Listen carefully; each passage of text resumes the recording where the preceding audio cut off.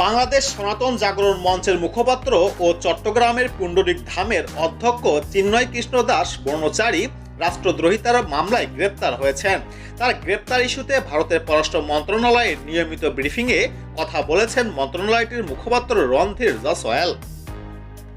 প্রতিবেদনে বলা হয়, এক প্রশ্নের জবাবে জসওয়াল বলেন, হিন্দুদের ওপর হামলা নিয়ে আমরা বাংলাদেশের সাথে সার্বক্ষণিক যোগাযোগ রাখছি। হিন্দু সহ অন্যান্য সংখ্যালঘুদের ওপর হুমকি এবং হামলার বিষয়টি বাংলাদেশ সরকারের কাছে শক্তভাবে সার্বক্ষণিক উপস্থাপন করছে ভারত। তিনি আরও বলেন, এ ব্যাপারে আমাদের অবস্থান পরিষ্কার। সব সংখ্যালঘুর নিরাপত্তা নিশ্চিতের যে দায়িত্ব বাংলাদেশের অন্তর্বর্তীকালীন সরকারের রয়েছে সেটি তারা পালন করবে। জসওয়াল বলেন, ইসকন বৈশ্বিকভাবে প্রখ্যাত সংগঠক হিসাবে স্বীকৃত। তাদের সামাজিক ক্ষেত্রে অবদান রাখার ভালো রেকর্ড রয়েছে। আমরা বাংলাদেশ সরকারকে আবারও বলবো, সংখ্যালঘুদের নিরাপত্তা নিশ্চিত করুন।